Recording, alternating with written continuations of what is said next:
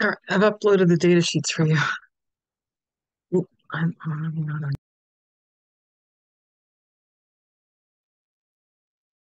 Okay, I think there'll still be a trickle in of people joining. We had about 30 people RSVP. So expect a few more people to join as the call progresses. If we haven't met, my name is Madeline Buell, and I am the National River Cleanup Manager at American Rivers. I work out of our Washington, D.C. Headquarters office, and I've been in this role for 5 years. And this discussion, we meet monthly and talk about various things, share ideas, experiences, and ask questions, and hopefully learn from each other. So today's topic discussion, and this is if you have questions that are not pertaining to the topic, we are happy to discuss them too. So don't feel like you have to, we have to abide fully by the agenda. So today we are going to be discussing preventative measures and actions that can be taken to prevent trash from entering our rivers.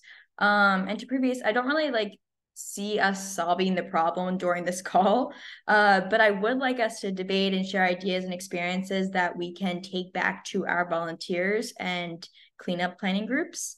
And so the first kind of big talking point that I love to kind of really discuss is us telling volunteers that everyone should recycle.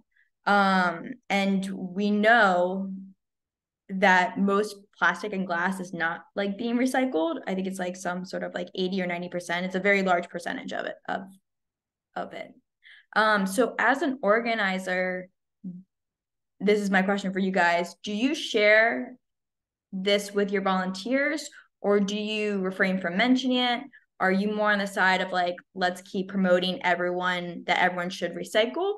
Or are you more discussing like, let's reduce and reuse stuff, and also being very upfront that most plastic and glass is not recycled?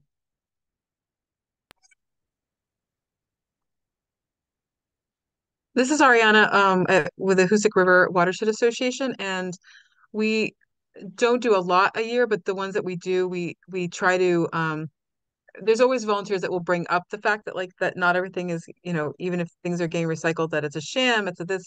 So we still try to encourage the importance of recycling, even though we recognize that not everything gets recycled appropriately. So we still let our volunteers know that this is still our intention to the best of our Mm-hmm. ability. Ariana, are you separating out the trash from the recycling during the cleanups? We do when we can. It kind of depends on the Yeah. status of like what things look like. If we're Yeah. finding cans and bottles, then yeah, then we set them aside into a different bag.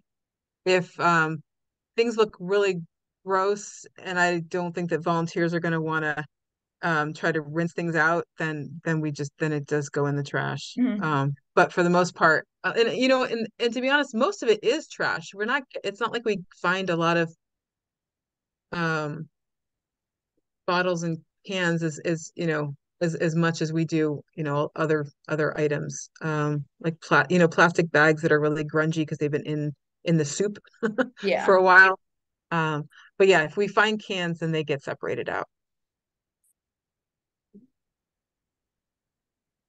It'd be good to hear from other folks though, if like, because I recognize it is a challenge to know what to do, knowing that even if we bring things to and put them in the recycling, so much ends up, in the landfills, and then ultimately back in the waterways. Mhm. Yeah, from my experience, so I've been wrestling with this since I started organizing cleanups because on one end, uh, I mean, they did all this marketing in like the 90s and 2000s and even through the 2010s of like, hey, recycle, recycle, recycle. And that's been really drilled into our brains that recycling is important and effective. And so I don't want to, I guess, start a precedent that recycling doesn't matter and that like you're not making an impact by recycling and all of that. That's, I think, I don't want to put that idea in their heads. So I'm still kind of separating. If it's possible, I do try to separate the recycling from or ask volunteers to carry two different bags to separate out so that at least you can see this is how much we could have recycled or can recycle. Because again, most of the places that I'm working aren't going to accept, they're going to accept it all as trash. They're not going to actually like take it as recycling because it's contaminated.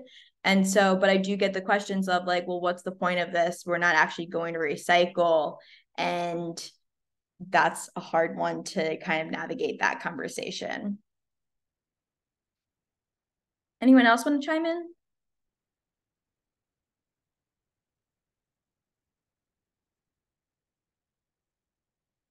And then anyone that just joined, we are talking about whether or not we should be encouraging everyone to recycle, like volunteers, and knowing that like most of the plastic and glass is not actually being recycled at the municipal level. And from your experience, are you sharing that information with your volunteers, or are you kind of still promoting like please recycle, and why or why not? Hey there, this is John. I have a little bit to say on this. I actually the organization I had first started 8 years ago was a litter pickup organization that our goal was to recycle as much as the litter as we could find, or that we could out of the litter, and we did recycle about a third of it. But in New York City, where the park is, that we're right at the corner of the northern tip of Manhattan, which is the intersection between the Hudson and the Harlem rivers. Um, and Anyway, the New York City park system doesn't recycle. The entire five boroughs doesn't recycle their litter, so we had to go uh, the extra step as an organization to um, plan ways to get it to residential recycling. So that was a big extra step that we had to take. And it's still not rectified. Like they're not, I keep mentioning it in meetings and whatnot that the park system doesn't recycle.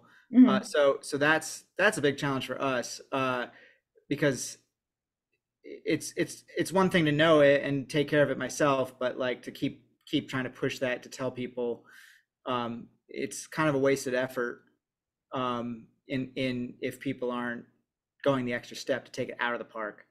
And I'll, so, and that includes right along the Hudson. We have a marina and a little, the only public beachfront in Manhattan was right off of Dyckman Street. And so I'm not sure what else to say about, but that's been my experience, up in my neck of the woods. Great. Thank you, John, for sharing. Kelly, I think I saw you come off mute.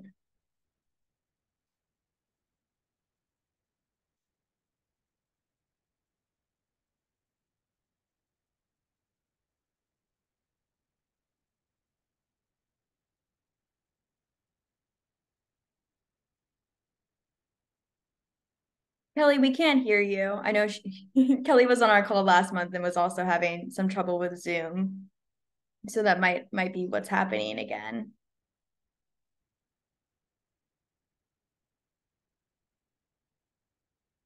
Yeah, I'm sorry, Kelly, I can't hear you. Okay, just gonna call in.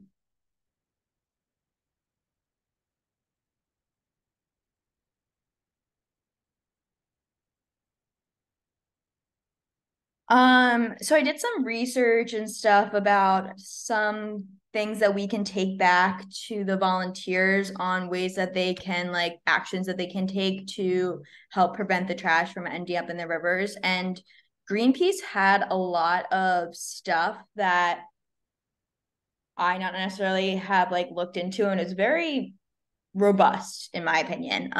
It's called their Million Acts of Blue Toolkit. and it is from 2018. And so I guess I can't believe when I first looked at it, saw 2018, I was like, oh, that's not that long ago. And then I realized it's been 5 years. So I was like, oh, wow. So it's, but I did look through it. And for the most part, I felt like most of it was relevant. So I encourage you all to kind of take a look. They have a lot of different resources and opportunities and actions. The first thing that I was looking at was their toolkit, their Ocean Plastic Action Toolkit. And that had some like ideas that they can use to inspire and take action. And then in addition, I'm going to just keep sharing these links because I think they are very useful.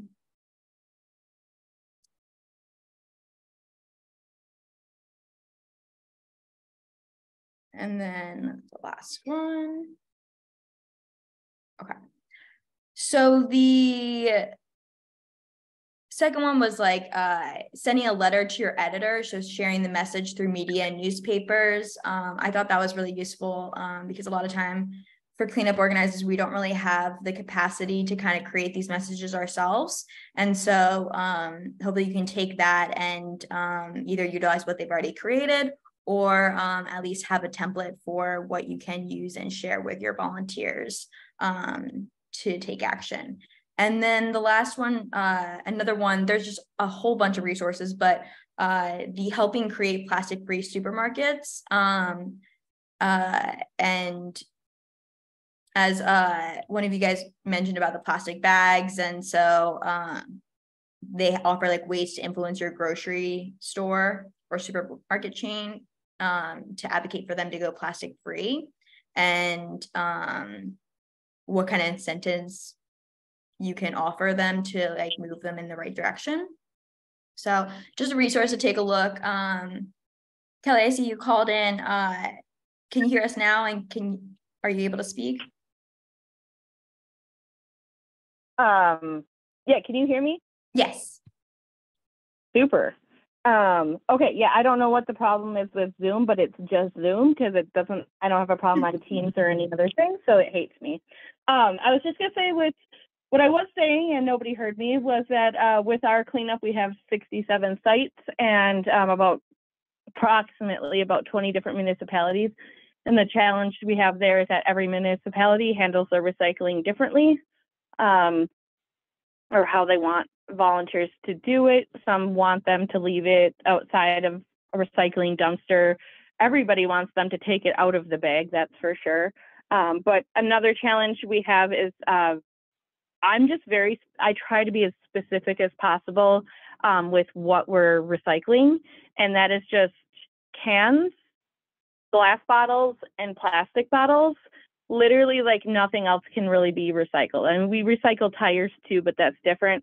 But I mean, what we always have is like contamination of like, here's a tiny strip of metal I found, and they'll put it in the recycling bag. And that sometimes, like if a bag full of that kind of stuff comes through, they'll just toss it anyway. So it's sort of a waste of people's time. So I try to avoid that. I put it in all my emails. I put it in my site leader training. And then I put it in the welcome letter that the site leaders read to the volunteers to remind them one final time. These are the only 3 things we're recycling. Still doesn't work, but I try my hardest. And so I guess for us, that is the challenge that we have. Like paper, when you find like garbage paper, that can't be recycled at that point. So yeah. But volunteers want to see it recycled. And I noticed this too. If before I did recycling the first year I did the cleanup and we didn't have recycling, I got yelled at by a lot of volunteers who wanted to see that happen. So whether or not I can be for sure about how much of our stuff is getting recycled, we're still going to offer it just so volunteers feel better about it, essentially. Yeah. That's helpful. And I really love the idea of just like, here are the 3 things we are recycling, because I always get questions about that. And it's just hard. And I think that really simplifies it. Even if it doesn't work fully, I think it does simplify it so much so, and it does make a difference. especially metal, like that definitely is getting recycled. Plastic bottles and glass is kind of a whole nother story. I know in Tennessee, when I used to live there, and I think to this day, it's still just sitting in mounds. They're collecting it, but it's not really being taken. And several places, not just there, and also where I lived in Virginia, have actually stopped the collection of glass. So you actually have to go on your doorstep. So you actually have to go and drop it off yourself if you do want it recycled. So they aren't even offering that service anymore if you live in a more urban area. So I thought that was interesting. That is interesting. That's strange. Yeah, it's just and so so they're basically encouraging people to just throw stuff away and trash it. So there's some other stuff that I looked at with kind of what we can do to help prevent trash, I guess more so on our end. There has been some like pilot studies that have gone on, and I have mentioned this before about like trash can placement. But for those of you that do have like influence at your parks or already work for the parks department or the city, there has been a lot of like analysis on like, especially Walt Disney, I think they're the most known for it, but they found that placing a trash can within 27 feet from customers at all times is the most effective way of having customers actually dispose of stuff properly. And as you know, like at Disney World, like, or if you don't know, or even Disneyland, there's no trash on the ground. It's like spotless. So that's clearly effective. And then as the distance increases, people are less likely to discard the trash properly. And so the littering increases as well. Keeping cans covered, placing trash cans at transition points, adding signage. I know that there's an organizer in the network that had a long conversation, multiple conversations with the parks department on just basically chaining trash cans down, or like so that because they kept blowing off into the water and then trash would spill out everywhere. So it wasn't even just keeping them covered, they just kept blowing away. So just things to keep in mind if you do have the opportunity to talk to the parks departments, and kind of just having more understanding on what is preventing them from implementing some of these practices. And if you can share that information with us, that would be helpful. And then maybe we can come up with some incentives for them or share incentives that have worked in other locations. National parks. I also saw some pilot programs that have happened to help address, like, basically after, especially in 2020, when all of COVID caused like the huge shutdown, and then national parks like basically saw a huge increase in tourism and people, and they actually like had this huge trash problem. So they implemented some of these pilot programs. They implemented 3 of them in 3 different parks, and I think all were on the West Coast. And Zion was one of them. And they did an art installation made of trash. They did a compost pilot program. They actually opened their first composting facility in 2021. They put in new recycling infrastructure throughout the park, and then they looked at like establishing partnerships with park concessionaries and incentives to go green. And then they also got some funding from additional education and outreach projects. And this was all through Subaru. I know that Subaru like does fund a lot of park stuff, but they typically go for like really big organizations like Nature Conservancy and that. So, but looking into whether like whoever they fund, maybe looking at partnering with those groups could be a way of bringing funding or resources to your own group and locations, communities where you guys are working on. But based on these pilot programs and the proof of concept, the Park Service actually like launched this national concessions like visitor waste impact study in 2020, and it led to like a number of improvements, which was like reducing food waste generation, composting at a commercial scale, conducting waste audits to identify opportunities, and then collecting data in a single system for analysis. And so I just kind of thought that was really interesting. I hadn't heard about this at all. So that could be something that we could all look into. Although it is on a much larger scale, there might be some ideas that we could take to the local level. And then the data that they collected led to the Park Service installing 84 water refill stations in 11 of the national parks. And that actually drastically reduced the use of disposable water bottles. I thought that was probably the coolest thing. Has anyone been to any parks, like locally or nationally, that had these water refill stations? Because I don't think I've ever witnessed that, other than like a water fountain, but the actual ones where like you put your water bottle up to it and it dispenses. Anyone experienced that before or seen it? I was just in Zion in May, and I did notice it at their what do you call it? Their like nature center building when you first get there. Yeah, so I did notice that.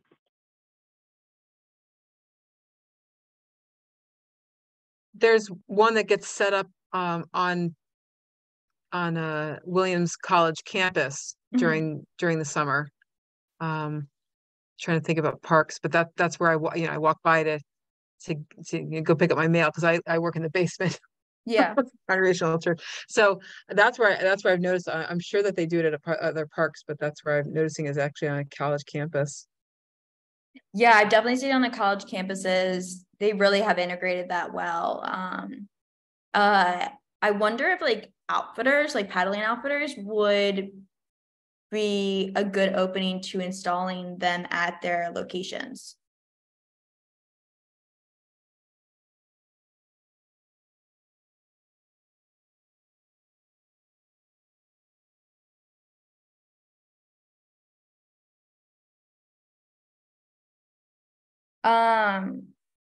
Oh, and then the last thing was that the 3 parks that participate in the pilot program cut the amount of waste heading to landfills in half and kept at least 16 million pounds of solid waste from reaching local landfills. So that's pretty significant.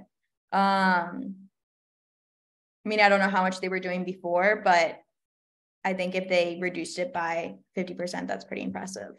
So just some things to consider and think about that we can maybe utilize at the local level. I know I've seen a lot of like the art installation being adapted. Austin's done that. Nashville's done that. DC did that. So definitely something for like at least education wise and advertising that could go far.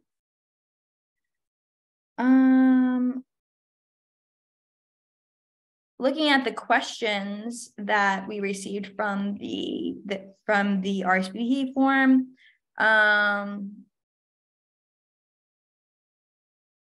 for styrofoam, someone asked about like ideas to reduce styrofoam in like the watershed. I think for styrofoam, obviously there's like Cookout and some of those companies that are businesses, national and worldwide companies that are still like giving out styrofoam cups. And I see that as probably a big problem. And then everything else is like packaging. So I don't know if there's much we can do at a local level for that, at least my ideas for that. But anyone else kind of been able to address the styrofoam issue where they live?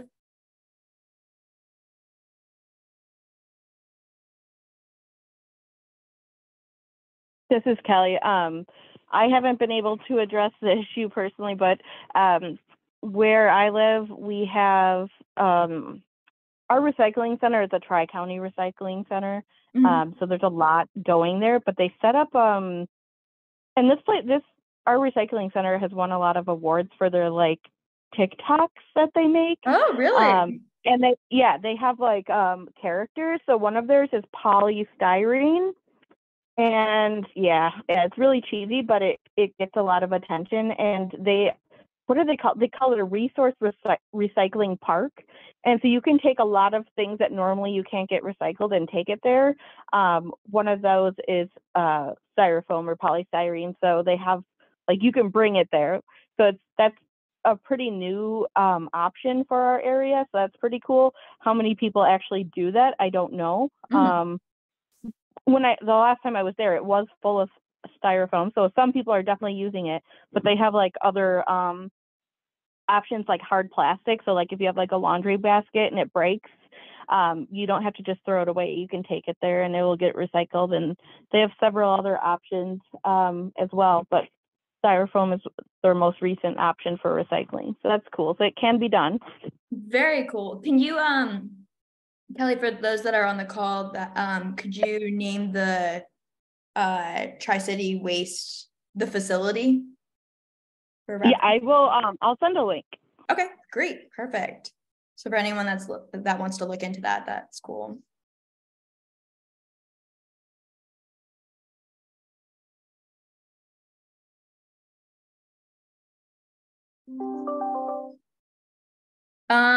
Anyone have another question was looking for ways to engage with stakeholders that may be unknowingly adding to pollution, to trash pollution.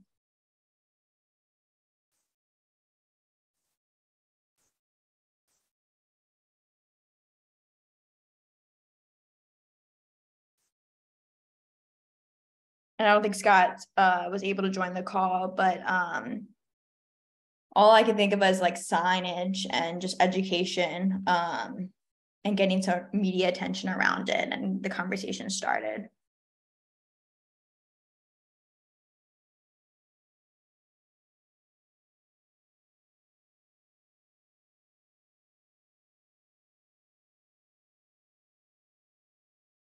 Another question is where to locate funding for I guess looking at and adopting these preventative measures. So like, where could you get funding for those water refill stations? Where could you get funding to do education or outreach to talk about like trash issues? This is Ariana again. We don't own property. Hoorah doesn't own property, but my thought would be that if you're part of a town, that it might be you could go through the town CPA, their community wing, to ask for funding, because it might, they might be willing to support such a thing. Yeah, that's a great idea. And you can also use it, and if they say like, oh, we don't have any, using it as an opportunity to kind of continue the conversation, and you could help them find funding for it and apply. I know that in my experience with like local governments and municipalities and communities, they only can hire so many people, and they also are lacking in capacity. And so if you can like kind of partner together with them to solve this issue, that'd be really cool. For instance, like, I have a lot of examples. Which one do I want to choose? For instance, okay, well, this is a very big project, but we wanted to take down this dam it was called the Bloody Dam, and it was on the Patasko River in Maryland. And one of our employees, or one of my colleagues, had been basically trying to get it done for 20 years. Which I think all of us can relate to, working on these issues for a very long time to finally then see success. But after 20 years, she finally saw success. And basically, it was such a nuisance, and there was also a lot of like safety issues. So that kind of brought it to farther up the chain of attention. But it was only able to happen by collectively bringing in funding from all these different sources. And so American Rivers was one of the organizations involved that provided a couple $100,000 to help do this work and take down the dam. And then we also helped to apply for grants at the national level and or at the federal level, and also the state and local governments. And we worked closely with those governments to employees to apply for those grants that they might not necessarily been aware of, or didn't have the capacity to take the time to apply, because a lot of those, it takes a really long time. If you've ever applied for government grants, many of them are really time consuming. So just another idea to put out there.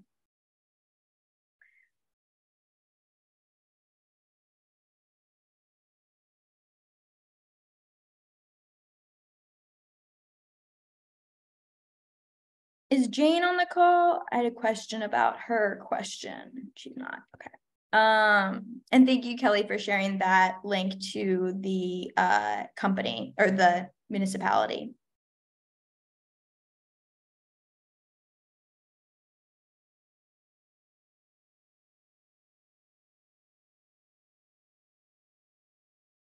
Has anyone put out like those trash capture devices to prevent trash from clogging up the stormwater drains, or trying to think of other, or pipes, or any of those like stormwater ditches?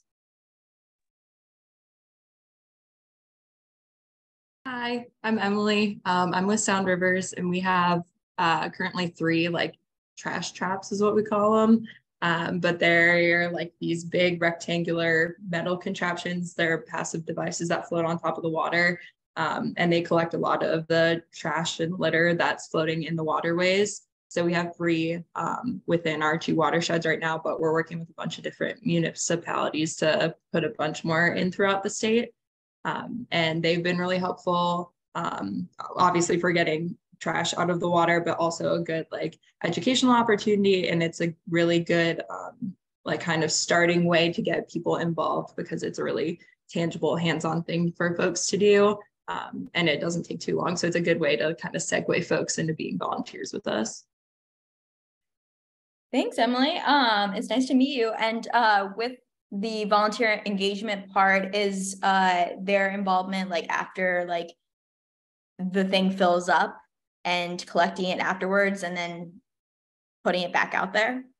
Yes, so there's a couple different things. The trap itself is anchored onto the sides of these creeks, but when we're about to put one in, we have to scope out a site like a good creek and make sure it's not too flashy and flooding often, and that it will be accessible no matter what the water level is. So we'll have volunteers in the area sign up to kind of keep tabs on the area and measure the water depth and take photos when we're leading up to implementing one and installing one. And then once they're installed, then we do a clean out about once a month. So we can have volunteers like put on waders and get in the water with us. Or if people aren't comfortable doing that, then we can have people like scoop the trash out to the side of the banks and either put those in bags, or at the beginning we have an audit just so we can have tangible numbers of what we're getting out of the water. Very cool. How did you, if someone was to go about looking into obtaining one, building one, how would you recommend going about it? Yes, so I think originally the one that we had is called a trash trout. And so that is, but it doesn't look like a trout. It doesn't look like a trout. It's very misleading, but catchy name. So that one I think is like like a copyrighted name by the group that's producing those. So we had a grant for those specific ones. So that's how we initially got those 3. But now we have a design that's like open for anyone to use. And so someone from our board has a company that is able to manufacture those at a lower price point. So that's been really helpful. I don't know too much about the details on like how to get the blueprints for those, but I can ask my director. So if anyone's interested, you can message me and I can connect y'all. But it's been really great and it's been growing really fast within our organization. That's fantastic. Thanks, Emily. I know that there's a bunch of other riverkeeper groups that also have implemented those plans and I guess objects. And so I know that we did a recording with Trey Sherrod of Anacostia Riverkeeper, and he did a whole kind of, he walked through everything down to the very little detail of like blueprints and working with a contractor and all of that stuff from like a a bigger trash trap to the smaller ones and which ones he would recommend going with. So that's another resource if you're interested in looking deeply at more into that. And it does vary in pricing. I know that with him, it was several tens of thousands of dollars. And then other ones are just like very small things that might be for a couple $100s that you can just kind of, and they do have pros and cons to both. And then my last question was,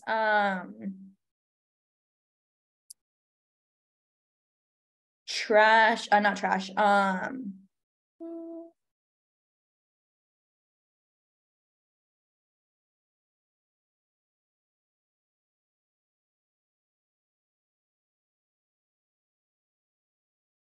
there are with the whole tire situation, it would be interesting if anyone wanted to share if they are addressing the tire issues, the tires that are ending up on the side of the roads and then ending up in our rivers and waterways. I'd be interested if anyone wants to share their experience, if they've been able to address any of that.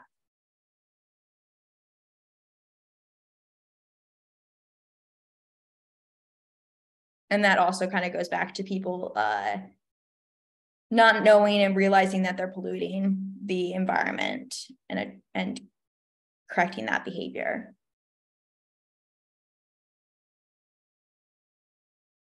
I'm sorry, what was the question? Was it about tires and recycling? Yeah, it was tires, not so much as recycling, but addressing the how can we prevent tires from getting into the rivers in the first place? Yeah, that's the thing. So there, I mean, a whole outreach campaign around it, and like a lot of people don't realize like the heavy metals and other chemicals that are in tires, which is strange to me why they're used like in playgrounds and stuff like that, but that's a whole other issue. But one thing that I noticed that is happening more frequently in some of the communities in my area is just city pickup once a year of tires, and like, you know, residents are like notified of it. I don't know how, probably through the mail, and then they're allowed to have like up to 4 to 6 tires, I think, on their curb. They just have to, they can't have rims in them. And then the city picks them up for free and recycles them. And I think having more programs like that will prevent people from wanting to dump them somewhere, because obviously cost of recycling is a preventative. So I've seen that, I think, in 3 or 4 communities in the area, and I always get really excited when I see that, because I do think that's helping. Yeah, I once a year, that doesn't seem like enough, but still to be able to offer that is great. I was also thinking of like bumper stickers to kind of get the word out to people, like without really having to do a lot of the work. And bumper stickers could be kind of cheap to place on the back of your car and just be like, don't dump your tires or whatever, or recycle them. There's options. I don't know what I'm not very good with the branding side of things, but I think that would be also another way to educate or put some outreach out to people that wouldn't know better about about tires and its impact.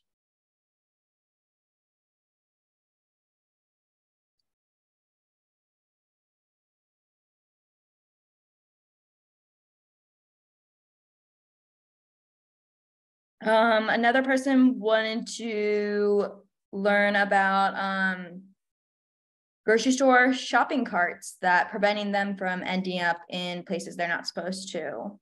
I think Aldi has a great system where you put in a quarter and then you link them back up afterwards. But obviously not every company has, and a lot of these are like national and regional grocery chains. So, but does anyone have any experience with addressing shopping cart issues?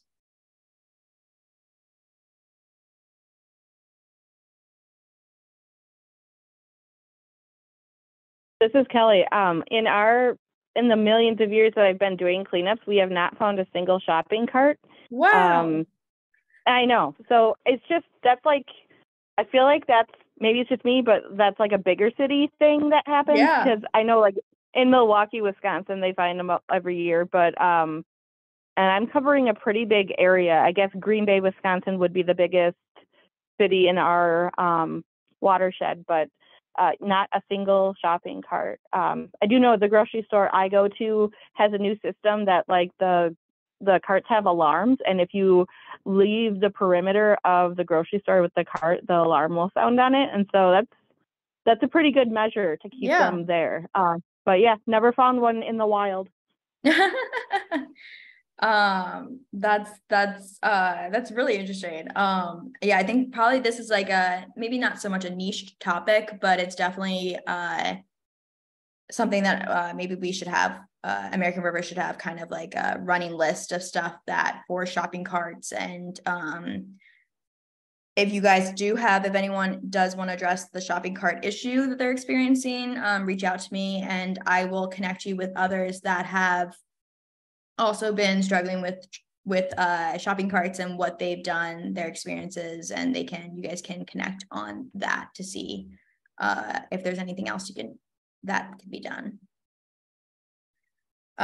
Which is another great resource of this, of having a network. If you guys have a situation that you don't know how to address or are struggling, please reach out to me or join one of our calls and bring it up, and hopefully someone on the phone will be able to chime in and has also experienced that. But if not, reach out to me and I'll connect you with another cleanup organizer that's more familiar on that issue.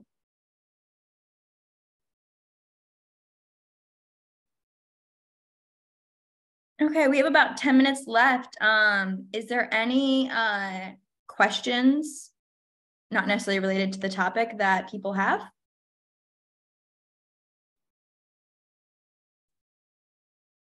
Me again. I recently started in this position a couple months ago, so I've done my fair share of cleanups, and we found, the whole span of gross and grimy things and got them out of the water, which is awesome. But recently we've been finding more needles, and I've heard like some other more dangerous items being found. So I didn't know if anyone knows of like what the typical protocol is or what y'all do during you encounter those things during cleanups. I've talked with our like health department, and I think it varies again with what city and area you're in on how you're supposed to deal with those things. So any advice would be greatly appreciated.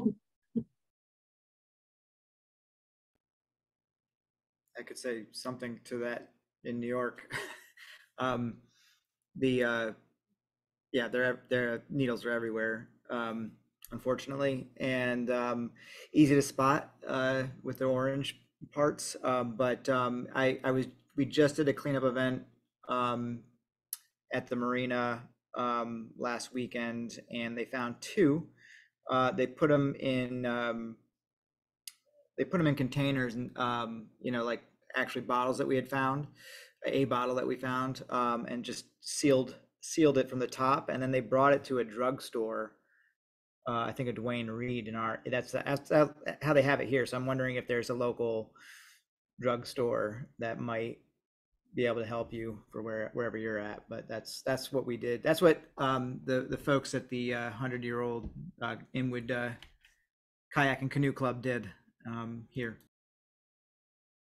Yeah, thank you, John. I also have done that too. And also what we've done is really like in the beginning safety talks is making sure that everyone knows like if you do come across a needle and what it should, I guess, to make sure the cap is on. So and making sure they're wearing gloves if they are going to pick it up, and if it doesn't have a cap on it, what you should do. And I think going to your health department and having their like recommendations for how you would like handle that if you did come across it is definitely helpful. And we try to not and then also just encouraging people not to pick up things they don't feel comfortable with.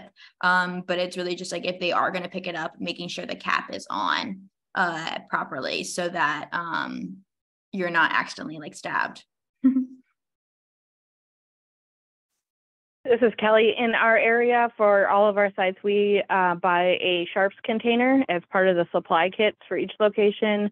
And then we ask that volunteers use trash grabbers to pick up the syringe so they're nowhere near it. And then if needed, have somebody open the sharps container, and then that's essentially how we handle it, because yeah, it's really gross and pretty scary. Yeah. Another option would be to work with a local hospital, because they already are recycling syringes on a regular basis. So they might be willing to help with that. And they could be listed as like a recycling partner or recycling sponsor for your event. So that's just one other thought. That's a great idea. And also like doctor's offices too. I wonder if you could just like take it to your local doctor's office. And these containers are like the ones I've seen, like the formal like sharps containers. They're like red. They have a very like wide lip mouth. And then they have a cap that's like attached to it. And it says hazardous materials on the side of it. But like John, I've used like other containers, like Arizona iced tea, even like laundry detergent bottles, anything that has a wide lip and has a cap would be the best to keep them from being just like loose in your bag.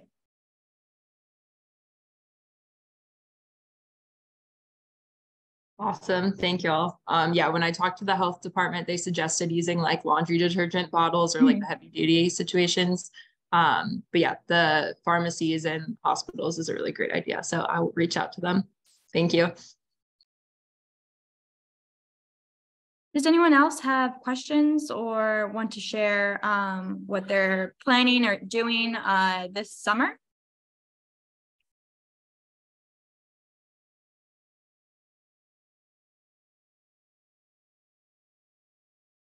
Okay.